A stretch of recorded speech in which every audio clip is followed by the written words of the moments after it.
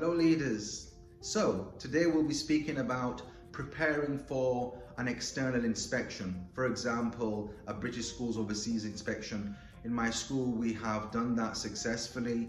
The outcome I cannot reveal right now because it's so early, the fact that the report has not been published. However, I can say that the aim that I had as a school principal, whatever that was for this particular school right now, has certainly been achieved.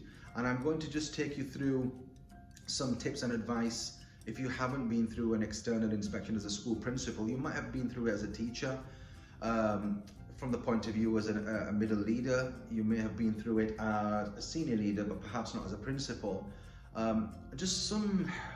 My opinion and my perception on just an account of what happened.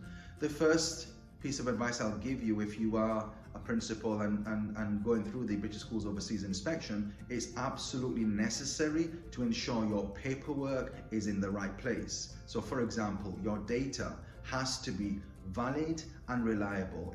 You have to have systems and processes that are in place that capture the reporting, the analysis, but more importantly, the input all the way down to the teachers who are at the chalk face putting the information in. You have to ensure there is quality moderation of formative and summative assessments for teacher judgment, and they all go all the way up. There cannot be variances, there cannot be differences in terms of that. The second point, from a data's point of view, it's really, really important, is that your external data, be it, for example, progress tests, be it SATs, phonics screening, GCSEs, A-levels, or whatever your BTECs, that there's not much of a variance between your external and your internal data, because, for example, typically if you're around 7 or 8% or higher variance, the question will be, well, which one is actually accurate? Are you teaching to the test, which is why these are high, or are you actually being rather strict or lenient when it comes to your internal? So that's something, there has to be some level of triangulation. That's the second word we need to know, triangulation, when it comes to your external data, your internal data, and any pastoral information that you might have. So the first piece of advice is, as a school principal, it's absolutely necessary that your data is watertight. Your complete inspection will be unraveled.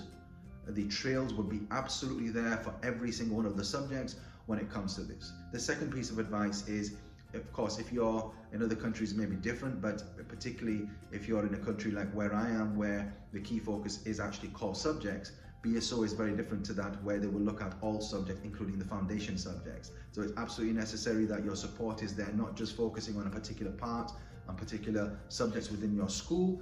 You actually focus on the school in its entirety. So please do ensure you prepare everyone when it comes to that. The school health and safety, I spent days, weeks, of course, we always do this when it comes to HSC. However, 2-3 weeks before the school, I made sure all possible issues in terms of maintenance, perhaps some wear and tear, like in school it does happen, all of those are completely repaired and ready for inspection. It's really, really important you do that and ensure your school is nice and clean and nice. It's always safe, but all your repairs and maintenance are in place, because perception is reality. When they come into your school and they see the school that smells nice, looks nice, feels nice, that with human beings, it has an impact. The other part is your school website. I probably spent around 6 months before my BSO, my colleague, when I say I mean my team, drip feeding the information and making sure our school website met all the DFE requirements for a UK website, because we are a UK school.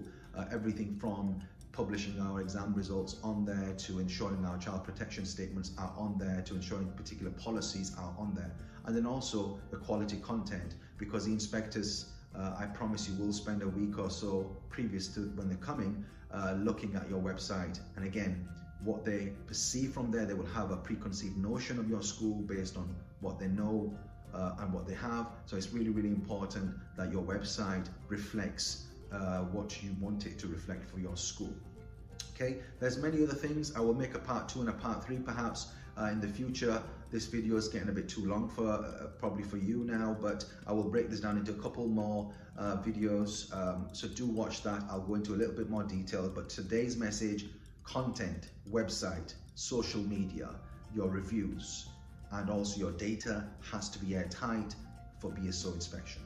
Thank you very much for listening to me today. Please do support the channel. Please do share this video, like, subscribe, and click the bell icon. I look forward to being far more active and leaving an insight in terms of my role as a school principal.